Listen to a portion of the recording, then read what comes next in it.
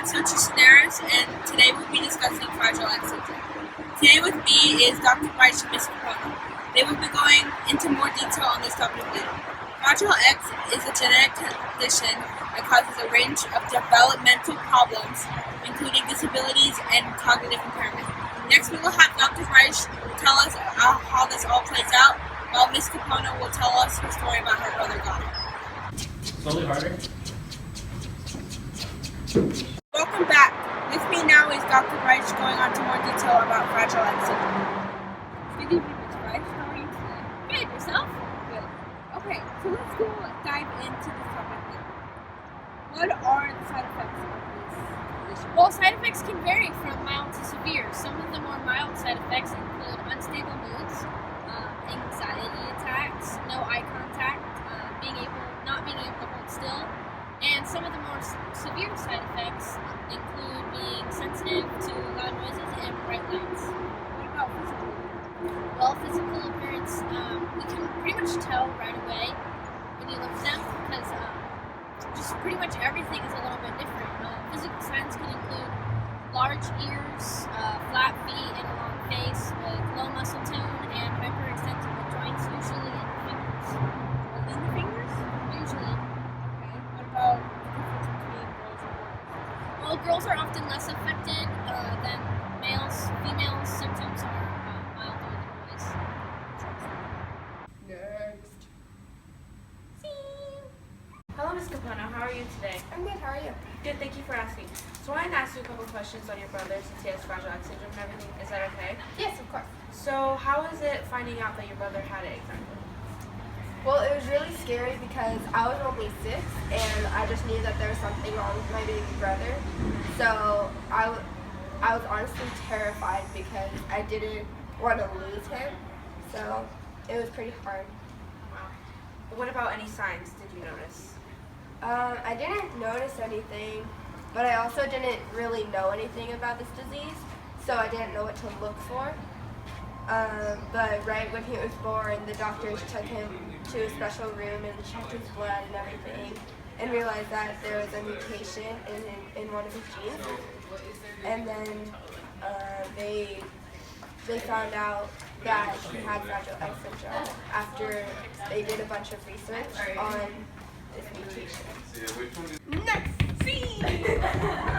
So, Dr. Weiss, you see that when there's something wrong in the DNA structure, it's a mutation, correct? Usually, yes. So, is it possible that you can tell us which parent could have passed this gene down? I can't really tell you who passed down the disease without looking at their DNA structure and stuff, but I can tell you that whoever passed it down either carries the trait or actually has the mutation themselves. And passing it down is really all to probability and everything that goes on during that process. So, Ms. Capone, how is your brother now exactly? Well, he's doing better. He still lives with my mom, and she's still homeschooling him just like she did when he was born. And he's just learning new things every day still, and practicing things that he's already learned to just get better and improve his language. Is there like a medicine for it that you guys have to take or something? Well, there's not a cure yet. Hopefully they will come up with one and really help a lot of people with this disease. But there are anxiety pills and there are a lot of ADHD pills that he has to take every day too. And that's pretty much all of the medication. They just help him with focusing and not getting scared because of his anxiety. What about a routine? Is there a routine you guys have to follow at a certain time or something?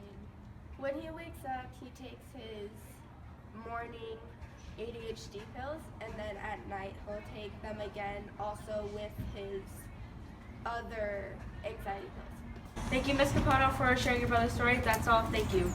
Next. So, Dr. Weiss, is it possible that the parents don't have the mutation and the child eventually have it? Yeah, that's really possible, and I'll show you how that works in a little square.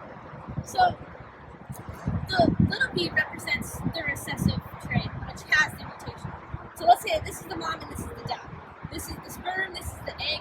When it all comes together and and you use the Punnett square and you cross, you end up with not having it, a 50% chance of not having the mutation, and a 50% chance of having the mutation.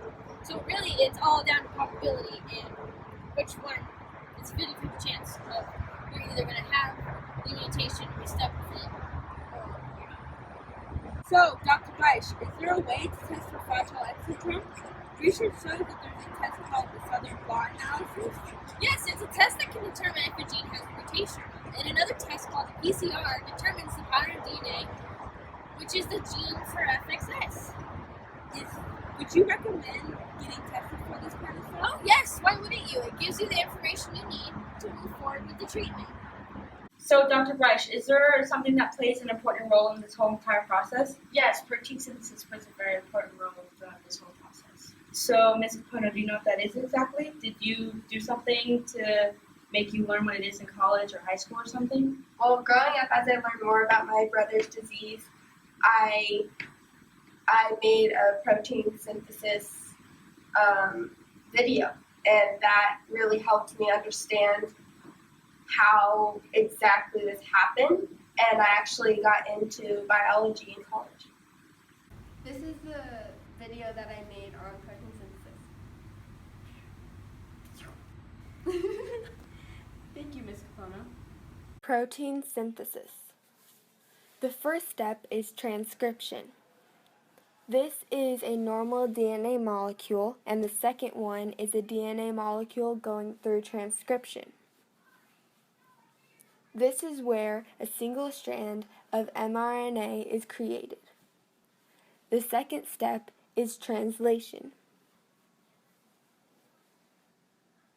This is a strand of DNA, and when 3 bases are copied, 1 amino acid forms. The more amino acids that form, the longer the chain grows. Overall, 3 amino acids create 1 protein. The third step is making mRNA.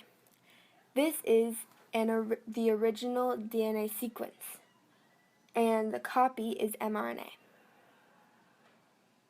The fourth step is tRNA.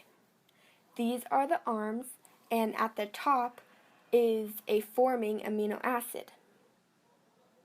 The amino acid goes to the ribosome when it's finished.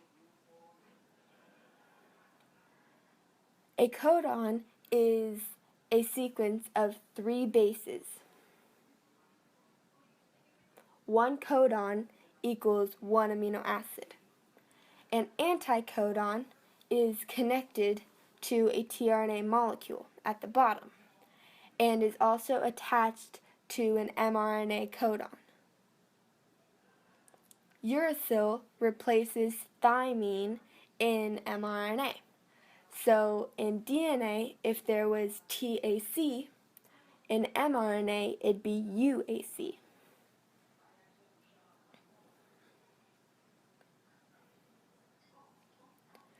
A polypeptide chain is basically one polypeptide linked to other polypeptides. One or more will make an amino acid.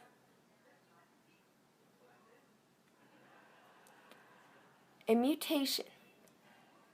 If the original sequence was ACTGAG, the point mutation would be 1 mixed up.